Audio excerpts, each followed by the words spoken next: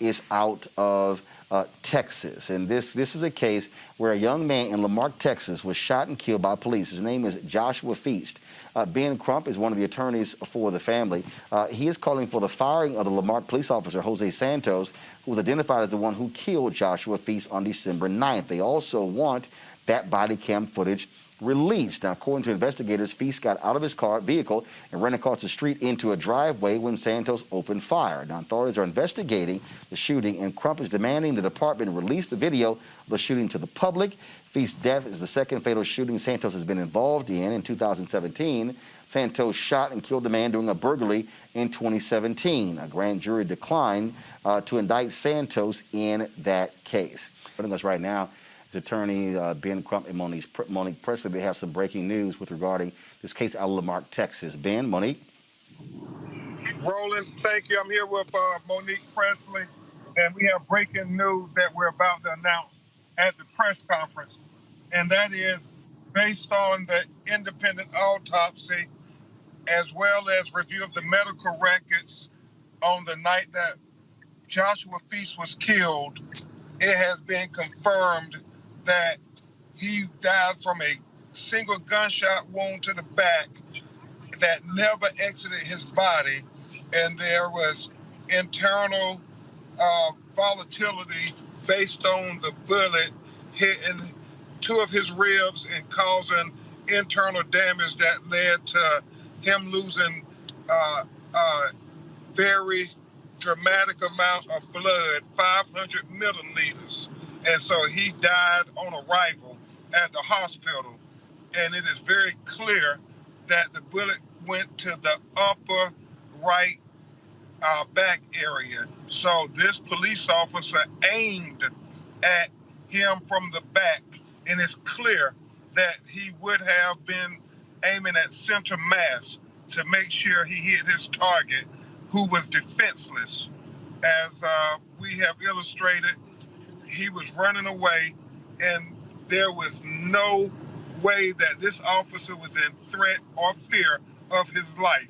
And so we are demanding that Officer Jose Santos, this police officer with a documented history, Roland Martin, of excessive use of force against African Americans, be terminated immediately and be arrested for the murder of Joshua Feast in Marque, Texas. This is one of those cases, again, Ben, where the person is running away, and it sort of makes no sense whatsoever if they're running away. Why are you firing at someone running away who's not a threat to you? And it's really important to point out, Roland Martin, that this follows a pattern. If you look at the video of 2013, where he beat unmercifully, a black man with his co-workers while he was working for the Galveston Police Department, and it was all captured on video.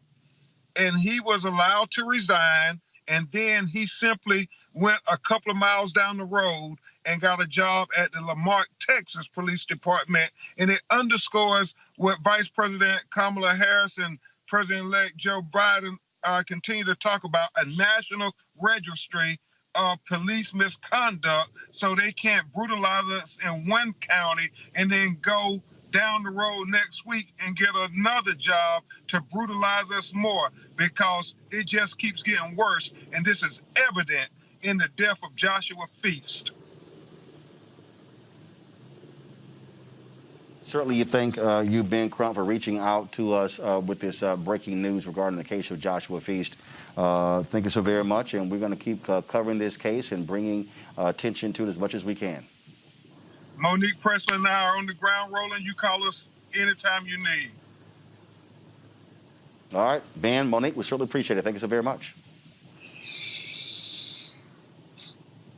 Scott Bolden, your thoughts on the Chicago case, and also this breaking news from Ben Crump regarding this case out of Marque, Texas, involving Joshua Feast. Well, both cases represent why police reform is so important. The reform bill that's pending or was passed by the House certainly, I think, would have addressed both of them.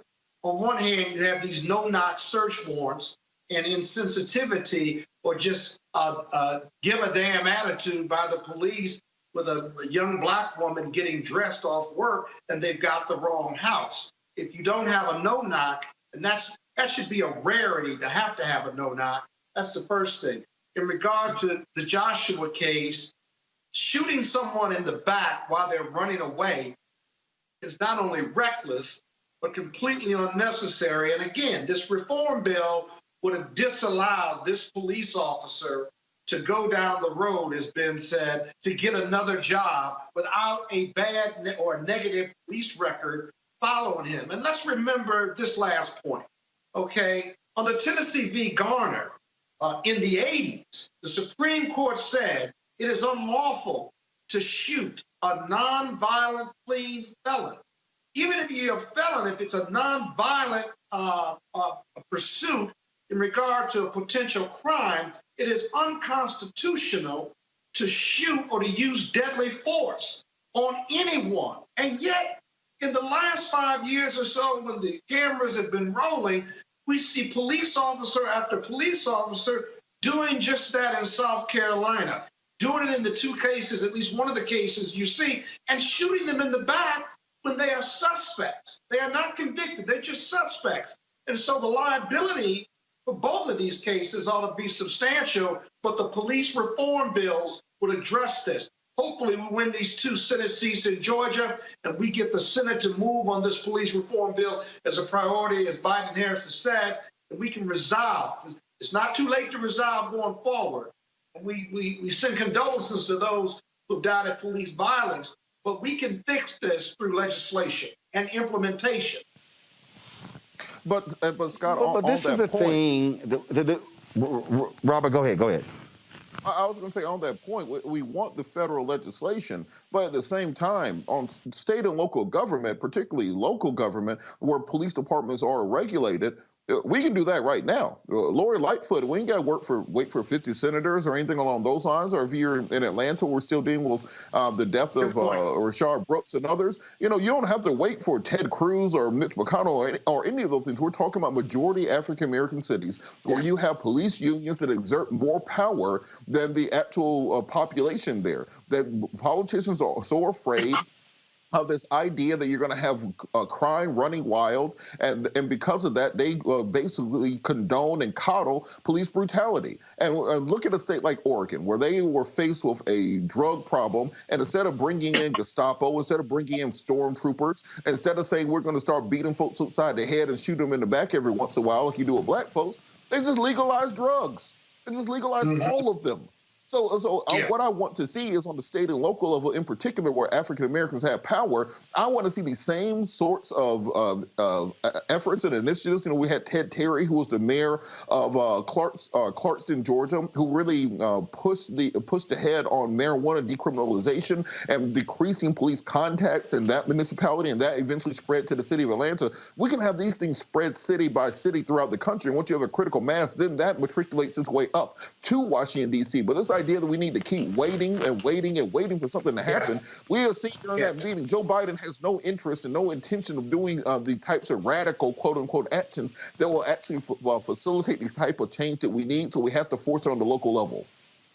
Well, you're absolutely right. And it's about accountability, but it's also about courage of these politicians, these elected officials at the state legislature and the city council and the mayor to say enough is enough from the police unions, if you will. That the times have changed, because that's really what's handcuffing these governments, these deals that they've connected with, these deals that have been approved that give these police officers not only these rights, but to the detriment of communities of color. And so you're absolutely right. There's going to have to be some courageous decisions, not conversations, and reduce the power of the police unions to some level of fairness. You're absolutely right. I couldn't agree with you more.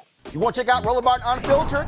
YouTube.com/Roland S. Martin. And subscribe to our YouTube channel. There's only one daily digital show out here that keeps it black and keep it real. It's Roland Martin Unfiltered. See that name right there?